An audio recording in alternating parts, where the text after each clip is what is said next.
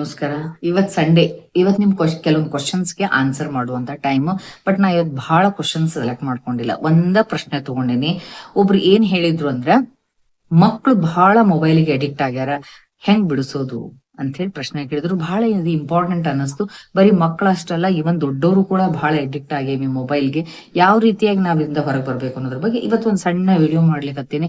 First time ಯಾರು ನೋಡ್ಲಿಕತ್ತಿರಲ್ಲ, ದಯವಿಟ್ಟು channel subscribe ಮಾಡ್ಕೊಂಡು ವಿಡಿಯೋ ಸ್ಕಿಪ್ ಮಾಡ್ಲಾರ್ದಂಗ್ ಕೊನೆವರೆಗೂ ನೋಡ್ರಿ. ಅಂದ್ರೆ ಮೋಸ್ಟ್ಲಿ ಮಕ್ಕಳಿಗೂ ಮತ್ತು ನಿಮಗೂ ಹೆಲ್ಪ್ ಆಗಬಹುದು.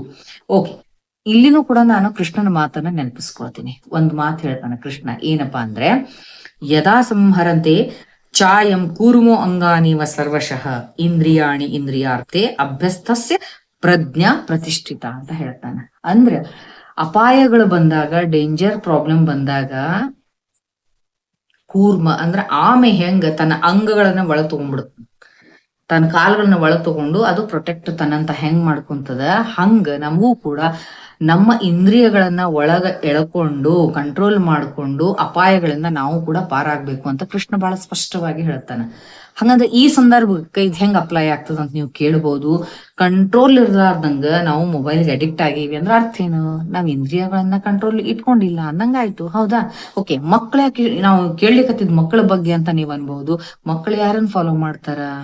ಮಕ್ಳ ಯಾಕೆ ಇಷ್ಟು ಕಂಟ್ರೋಲ್ ಇರ್ಲಾರ್ದಷ್ಟು ಮೊಬೈಲ್ ಅನ್ನ ನೋಡ್ಲಿಕ್ಕತ್ತಾರಪ್ಪ ಅಂದ್ರೆ, ಅದನ್ನು ಕೃಷ್ಣ ಹೇಳ್ತಾನ, ಎದ್ದೆದ್ ಆಚರತಿ ಶ್ರೇಷ್ಠ ಅಂತ ಹೇಳ್ತಾನೆ. ಮಕ್ಳು ಏನ ಕಲಿಬೇಕಾದ್ರು ದೊಡ್ಡವ್ರನ್ನ ನೋಡ್ಕೊಂಡು ಅವರನ್ನ ನೋಡಿ ಅನುಕರಣೆ ಮಾಡಿ ಕಲಿತಾರ. ಇವತ್ ಯಾರ ಮನೆಯೊಳಗ ಮಕ್ಕಳು ಬಹಳಷ್ಟು ಅಡಿಕ್ಟ್ ಆಗ್ಯಾರಲ್ಲ ಮೊಬೈಲ್ಗೆ, 100% ಅವ್ರ ಮನೆಯೊಳಗೆ ದೊಡ್ಡವರು ಕೂಡ ಅಷ್ಟೇ ಮೊಬೈಲ್ ನೋಡ್ತಿರ್ತಾರೆ. ಮಕ್ಕಳ ಕಲಿಯೋದ ಅಲ್ಲಿಂದ. ಓಕೆ, ಕಂಟಿನ್ಯೂಸ್ ಆಗಿ ಅಪ್ಪ ಅಮ್ಮ ಮೊಬೈಲ್ ನೋಡ್ತಾ ಇದ್ರೆ ಯಾವಾಗ್ಲೂ ಈ ಮಕ್ಳಿಗೆ ಅದು ಸಿಗ್ನಲ್ ಹಂಗ ಹೋಗ್ತದ್ರಿ. ಅವ್ರು ಒಳ್ಳೆ ಕೆಲಸ ಮಾಡ್ಲಿಕ್ಕತ್ತಾರ, ನಾವು ಅದನ್ನ ನೋಡಿದ್ರೆ ತಪ್ಪಿಲ್ಲ ಅನಸ್ತದ. ಸೊ ನಾವಿಲ್ಲಿ ಏನ್ ಮಾಡ್ಬೇಕು ಅಂದ್ರೆ, ಅರ್ಥ ಮಾಡ್ಕೋಬೇಕು, ನಾವ ಇದಕ್ ಕಾರಣ, ಇಂಥ ಬ್ಯಾಡ್ ಹ್ಯಾಬಿಟ್ಸ್ಗೆಲ್ಲ ಡೆವಲಪ್ಮೆಂಟ್ ಆಗ್ಲಿಕ್ಕೆ ನಾವ ಕಾರಣ ಅನ್ನೋದನ್ನ ಫಸ್ಟ್ ಅರ್ಥ ಮಾಡ್ಕೋಬೇಕು. ಇನ್ನು ಎರಡನೇದು, ಮಕ್ಕಳಿಗೆ ಏನ್ ಫಿಸಿಕಲ್ ಮೆಂಟಲ್ ಪ್ರಾಬ್ಲಮ್ಸ್ ಬರ್ತಾವ ಅನ್ನೋದ್ರ ಬಗ್ಗೆ ಒಂದು ಅರಿವಿರ್ಬೇಕು. ಅಂದ್ರೆ ಎಚ್ಚೆತ್ಕೋತೀವಿ ನಾವು. ಫಿಸಿಕಲ್ ಪ್ರಾಬ್ಲಮ್ಸ್ ಏನ್ ಬರ್ತಾವ್ರಿ, ಬಹಳಷ್ಟು ಇತ್ತಿತ್ಲಾಗಿ ಕಣ್ಣಿನ ಒಣಗುವುದು, ಡ್ರೈನೆಸ್ ಆಫ್ ದ ಐಸ್ ಬಹಳ ಆಗ್ಲಿಕ್ಕತ್ತದ. ಓಕೆ, ಎರಡನೇದು ಬ್ಲರ್ಡ್ ವಿಷನ್ ಸಣ್ಣ ವಯಸ್ಸಿನೊಳಗ ಬರಾಕತೈತಿ. ಮೂರನೇದು ಏನಾಗ್ತದ ಅಂತಂದ್ರೆ ಹೆಡೇಕ್ಸ್, ಡಿಫ್ರೆಂಟ್ ಟೈಪ್ಸ್ ಆಫ್ ಹೆಡೇಕ್ಸ್ ಬರ್ಲಿಕ್ಕತ್ತಾವ. ಬಿಕಾಸ್ ಬಹಳಷ್ಟು ಪ್ರೆಷರ್ ಆಗ್ಲಿಕ್ಕತ್ತದ ಬ್ರೈನ್ ಮೇಲೆ ಮಕ್ಕಳಿಗೆ. ಅದ್ರ ಜೊತೆಗೆ ಇನ್ನೊಂದು ಟೆಕ್ ನೆಕ್ ಅಂತ ಸಮಸ್ಯೆ ಬರ್ಲಿಕ್ಕೆ, ಕುತ್ತಿಗೆ ನೋವು. ಸಣ್ಣ ಸಣ್ಣ ಮಕ್ಳು ಇರ್ತಾವ್ರಿ ಕುತ್ತಿಗೆ ನೋವು ಅಂತ ಬರ್ತಾವ್. ಯಾಕಂದ್ರ ಮೊಬೈಲ್ ಹಿಡಿದು ಹೆಂಗ ಈ ಟೆಕ್ಕೀಸ್ ಇರ್ತಾರಲ್ಲ, ಅವ್ರು ಹಿಂಗ್ ಕುಂತು ಮಾಡಿದಾಗ ಅವ್ರಿಗೇನ್ ಸರ್ವೈಕಲ್ ಪ್ರಾಬ್ಲಮ್ ಬರ್ತದ, ಹಂಗ ಈ ಸಣ್ಣ ಮಕ್ಳಿಗೂ ಶುರುವಾಗ್ಯದ. ರಿಸ್ಟ್ ಪೇನ್ ಶುರುವಾಗ್ಯದ, ಥಂಬ್ ಪ್ರಾಬ್ಲಮ್ ಶುರುವಾಗ್ಯದ. ಆಮೇಲೆ ಕೋಆರ್ಡಿನೇಷನ್ ಸಮಸ್ಯೆಗಳು ಬರ್ಲಿಕ್ಕತ್ತಾವ ಬಾಳ ಅವ್ರಿಗೆ.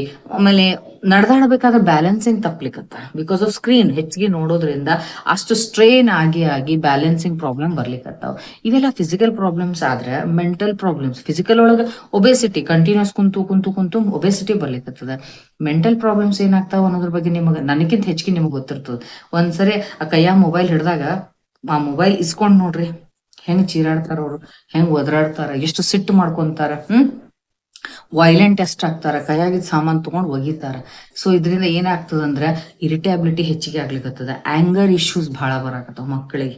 ಅನ್ಕಂಟ್ರೋಲ್ಡ್ ಸಿಟ್ರಿ, ಏನ್ ಮಾಡ್ತಾರ ಗೊತ್ತಿಲ್ಲ, ಕೈಯಾಗಿದ್ ಸಾಮಾನ್ ಎತ್ತೆತ್ ಒಗಿತಾವು. ಆಮೇಲೆ ಚೀರಾಡ್ತಾವು, ಹೆಂಗ್ ಬೇಕಂಗ ಅಬ್ಯೂಸ್ ಮಾಡಕ್ ಕಲಿತಾವು ಹುಡುಗರು. ಸಣ್ಣ ಮಕ್ಕಳು ಆಕ್ಚುಲಿ ಅವ್ರು ನೋಡಿದ್ರೆ ಒಂಥರ ಇವ್ರ ಮುಂದೆ ಏನಾಗ್ತಾರಪ್ಪ ಅಂತ ಹೆದರಿಕೆ ಬರ್ತದೆ. ಅದ್ರ ಜೊತೆ ನಿದ್ದೆ ಡಿಸ್ಟರ್ಬ್ ಆಗ್ತದ ಅವ್ರಿಗೆ.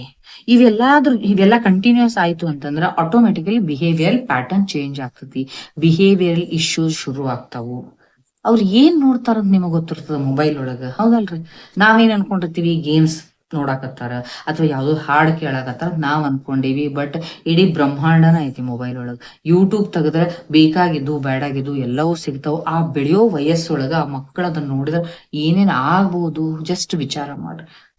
ಅದ್ರ ಬಗ್ಗೆ ನಿಮಗೂ ಆಲ್ರೆಡಿ ಗೊತ್ತಿರೋದ್ರಿಂದ ಹೆಂಗ್ ಬಿಡಿಸ್ಬೇಕು ಅನ್ನೋದ್ರ ಕಡೆ ಹೆಚ್ಚಿನ ವಿಚಾರ ಕೊಡ್ಬೇಕಲ್ಲ ನಾವು, ಅಂದ್ರೆ ಗಮನ ಕೊಡ್ಬೇಕಲ್ಲ.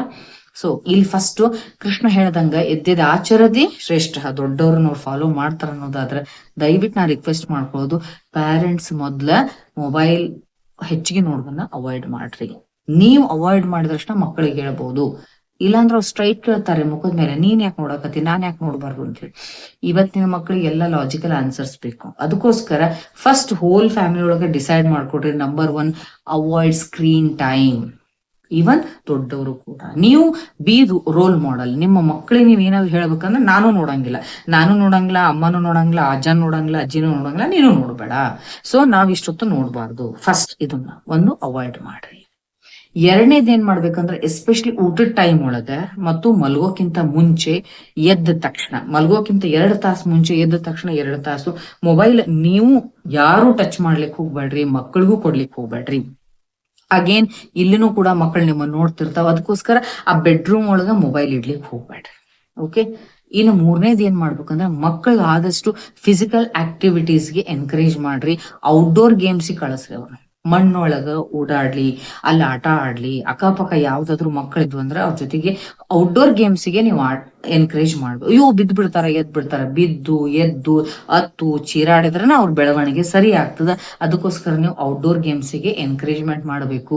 ವೀಕೆಂಡ್ ಒಳಗ ಟೈಮ್ ಸಿಕ್ಕಾಗ ಮಕ್ಳು ಏನಾದ್ರು ಸೇರಿದ್ವು ಅಂದ್ರೆ ಅವ್ರನ್ನೆಲ್ಲ ಒಂದ್ ಕಡೆ ಸೇರಿಸಿ ಯಾವ್ದಾದ್ರು drawing competition, painting competition, singing competition, ಅಥವಾ ಏನೋ ಪಿಕ್ ಅಂಡ್ ಆಕ್ಟ್ ಅಂತ ಹೇಳಿ ಹಿಂಗ ಬ್ರೈನಿಗೆ ಬೇರೆ ಬೇರೆ ಆಕ್ಟಿವಿಟೀಸ್ ಅನ್ನ ಕೊಡ್ಬೇಕು. ನೀವು ಹಂಗ ನೀವು ಎನ್ಕರೇಜ್ ಮಾಡ್ಬೇಕು.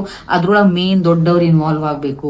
ನೀವು ಮಕ್ಕಳೆಲ್ಲ ಹಿಂಗ್ ಮಾಡ್ಕೊಡ್ರಿ, ನಾನು ಒಂದ್ ಕಡೆ ಕುತ್ಕೊಂಡು ನಾವು ಮೊಬೈಲ್ ನೋಡ್ತೀವಿ ಅಂದ್ರೆ 101% ಅವ್ರು ನಿಮ್ಮನ್ನು ಫಾಲೋ ಮಾಡಂಗಿಲ್ಲ. ಅಂದ್ರೆ ನೀವ್ ಹೇಳಿದ್ದನ್ನ ಫಾಲೋ ಮಾಡಂಗಿಲ್ಲ, ನೀವು ಮಾಡೋದನ್ನ ಫಾಲೋ ಮಾಡ್ತಾರ. ಅದ ಇಂಪಾರ್ಟೆಂಟ್ ಆಕ್ಚುಲಿ. ಹೇಳಿದ್ದನ್ನ ಯಾವತ್ತೂ ಮಕ್ಳು ಕೇಳಂಗಿಲ್ಲ, ನಾವು ಮಾಡೋದನ್ನ ಅವ್ರು ಫಾಲೋ ಮಾಡ್ತಿರ್ತಾರ. ಅದಕ್ಕೋಸ್ಕರ ಅವ್ರ ಆಕ್ಟಿವಿಟೀಸ್ ಒಳಗೆ ನೀವು ಇನ್ವಾಲ್ವ್ ಆಗಿ ಎಕ್ಸ್ಟ್ರಾ ಕರಿಕ್ಯುಲರ್ ಆಕ್ಟಿವಿಟೀಸ್ ಅವ್ರಿಂದ ಮಾಡಿಸ್ರಿ. ಲೈಕ್ ಪಜಲ್ಸು, ಅಥವಾ ಕ್ರಾಸ್ ವರ್ಡ್ಸು, ಅಥವಾ ಚೆಸ್ ಆಟ ಆಡ್ಸೋದು. ಚೆಸ್ ಆಟ ಬಹಳ ಬ್ರೈನಿಗೆ ಶಾರ್ಪ್ ಮಾಡುವಂಥವು.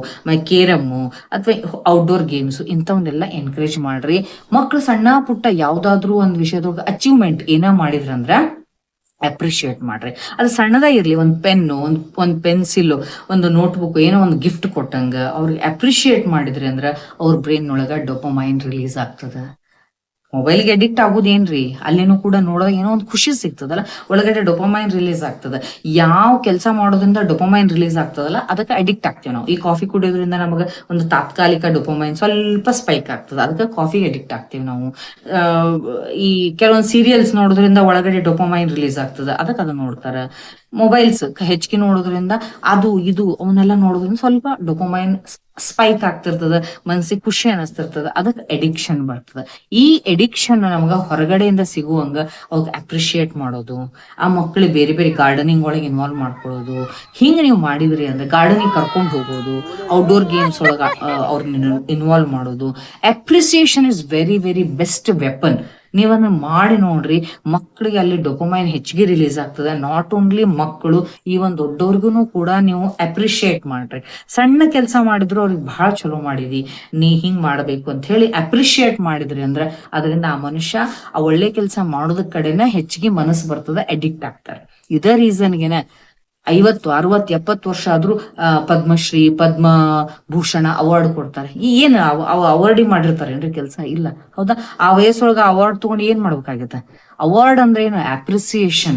ಅಪ್ರಿಸಿಯೇಷನ್ ಸಿಕ್ಕಾಗ ನೀವು ಈ ಅವಾರ್ಡ್ ತಗೊಂಡಂತವ್ರು ಇಂಟರ್ವ್ಯೂ ಕೊಡ್ತಾರಲ್ಲ, ಆ ಇಂಟರ್ವ್ಯೂ ಒಳಗೆ ಏನ್ ಹೇಳ್ತಾರ? ಈ ಪ್ರಶಸ್ತಿ ನನಗೆ ಸಿಕ್ಕ ಮೇಲೆ ನನ್ನ ಜವಾಬ್ದಾರಿ ಹೆಚ್ಚಾಗಿದೆ, ನಾ ಇನ್ನೂ ಹೆಚ್ಚಿಗೆ ಕೆಲಸ ಮಾಡ್ಬೇಕು ಅನಿಸ್ತಾ ಇದೆ ಅಂತಾರೆ. ಯಾಕೆ ಅನಿಸ್ತದ ಅಂದ್ರೆ ಅಪ್ರಿಸಿಯೇಷನ್ ಇಂದ ಆ ಒಂದು ಖುಷಿ ಸಿಗ್ತದೆ. ಓಕೆ, ಅದೇ ಪವರ್ ಆಫ್ ಅಪ್ರಿಸಿಯೇಷನ್. ಅದಕ್ಕೆ ಮಕ್ಕಳಿಗೆ ಬೆಳೆಯೋ ಸಮಯದೊಳಗ ನೀವು ರೈಟ್ ಮೆಥಡ್ ಇಂದ ಡೊಪಮೈನ್ ರಿಲೀಸ್ ಆಗುವಂಗ ಅಪ್ರಿಶಿಯೇಟ್ ಮಾಡಿಸ್ರಿ. Main thing face to face interaction ರೂಢಿ ಮಾಡಿಸ್ರಿ. ಇದು ಏನ್ ದೊಡ್ಡ ಡೇಂಜರ್ ಆಗಿಬಿಟ್ಟದ ಇವತ್ತಿನ ಪರಿಸ್ಥಿತಿ ಅಂದ್ರೆ, ಫೇಸ್ಬುಕ್ ಒಳಗ 5,000 10,000 ಫ್ರೆಂಡ್ಸ್ ಇರ್ತಾರೆ, ಹೊರಗಡೆ ನೋಡಿ ಒಬ್ಬ ಫ್ರೆಂಡ್ ಇರಂಗಿಲ್ಲ. ಇದು ದೊಡ್ಡ ಡಿಸಾಸ್ಟರ್ ಇದೆ ಆಕ್ಚುಲಿ. ಯಾಕಂದ್ರೆ ಫೇಸ್ ಟು ಫೇಸ್ ಇಂಟ್ರಾಕ್ಷನ್ ಇಲ್ಲ. ಬರೀ ಅಂತಂದ್ರೆ ಟೈಪ್ ಮಾಡಿ ಮೊಬೈಲ್ ಒಳಗೆ ಶುದ್ಧ ಕತಿ ಬರೀತಾರ. ಇನ್ನೊಬ್ರ ಜೊತೆ ಹೋಗಿ ಕುತ್ಕೊಂಡು ಮಾತಾಡಂದ್ರೆ 2 ನಿಮಿಷನೂ ಮಾತಾಡ್ಲಿಕ್ಕೆ ಬರ್ತಾ ಇಲ್ಲ, ಅಷ್ಟು ಇನ್ಕೇಪಬಲ್ ಆಗ್ಯಾವ ಮಕ್ಕಳು. ಇಂಟ್ರಾಕ್ಷನ್ ಒಂದು ಇದನ್ನೇ ಇಲ್ಲ, ನೇಚರೇ ಇಲ್ಲ, ಬೆಳಿತಾ ಇಲ್ಲ. ಹಿಂಗ್ ಮಾಡಿದ್ರೆ ಜೀವನ ಆಗ್ತದ? ಇಲ್ಲ. ಅದಕ್ಕೋಸ್ಕರ ಇದು ಮಕ್ಕಳಿಗೆ ಅಷ್ಟೇ ಅಲ್ಲ, ದೊಡ್ಡವ್ರಿಗೂ ಬಹಳ ಹೆಲ್ಪ್ ಆಗ್ತದ. ದಯವಿಟ್ಟು ಹೊರಗಡೆ ಫ್ರೆಂಡ್ಸ್ ಅನ್ನ ನೀವು ಫೇಸ್ ಟು ಫೇಸ್ ಭೇಟಿ ಆಗ್ಬೇಕು. ವೀಕೆಂಡ್ ಒಳಗ ನಿಮ್ ಫ್ರೆಂಡ್ಸ್ ಮನೆಗೆ ಹೋಗ್ರಿ, ಅವ್ರನ್ನ ಕರೀರಿ, ಅವ್ರ ಮಕ್ಕಳು ನಿಮ್ ಮಕ್ಕಳು ಇನ್ವಾಲ್ವ್ ಆಗೋಂಗ್ ನೋಡ್ಕೊಡ್ರಿ. ದಯವಿಟ್ಟು ಮೊಬೈಲ್ ಅನ್ನ ತೆಗೆದಿಟ್ಬಿಡ್ರಿ. ಬೆಡ್ರೂಮ್ ಒಳಗ ರಾತ್ರಿ ಮೊಬೈಲ್ ಇಟ್ಕೊಳ್ಲಿಕ್ಕೆ ಹೋಗ್ಬೇಡ್ರಿ, ಬೇರೆ ರೂಮ್ ಒಳಗ ಮೊಬೈಲ್ ಇಡ್ರಿ. ಇವನ್ನೆಲ್ಲವನ್ನು ಎಷ್ಟು ಸಾಧ್ಯ ಆಗ್ತದೆ ಅಷ್ಟು ಪ್ರಾಕ್ಟಿಕಲ್ ಇಂಪ್ಲಿಮೆಂಟ್ ಮಾಡ್ಕೊಂಡ್ರೆ ನಾವು ಒಂದ್ ಸ್ವಲ್ಪ ಮಟ್ಟಿಗೆ ಈ ಎಡಿಕ್ಷನ್ ಇಂದ ಹೊರಗೆ ಬರ್ಬೋದು. ನಾವು ಹೊರಗೆ ಬಂದ್ರೆ ನಮಗೆ ರೈಟ್ಸ್ ಇರ್ತಾವು ಮಕ್ಳಿಗೆ ಹೇಳಲಿಕ್ಕೆ. ಆವಾಗ ಮಕ್ಕಳನ್ನು ನೀವು ಸೇಫ್ ಆಗಿ ಈ ಒಂದು ಬ್ಯಾಡ್ ಹ್ಯಾಬಿಟ್ಸ್ ಇಂದ ಹೊರಗೆ ತಗೊಂಡ್ಬಂದು ಒಂದು ಕನ್ಸ್ಟ್ರಕ್ಟಿವ್ ಆಗಿ ಮಕ್ಕಳಿಗೆ ಭವಿಷ್ಯವನ್ನ ಕೊಡ್ಬೋದು ಅಂತ ನನಗೆ ಅನಿಸ್ತದ. ಇದ್ರೊಳಗೆ ನಿಮ್ಗೆ ಏನಾದ್ರು ಲೈಕ್ ಆದ್ರೆ ದಯವಿಟ್ಟು ಇಂಪ್ಲಿಮೆಂಟ್ ಮಾಡ್ಕೊಡ್ರಿ. ನಾ ಹೇಳಿದ ಪಾಯಿಂಟ್ಸ್ ಲೈಕ್ ಆಯ್ತು ಅಂದ್ರೆ ವಿಡಿಯೋನ ಶೇರ್ ಮಾಡ್ರಿ, ಲೈಕ್ ಮಾಡ್ರಿ ಮತ್ತು ಕಮೆಂಟ್ ಮಾಡ್ರಿ. Thank you all.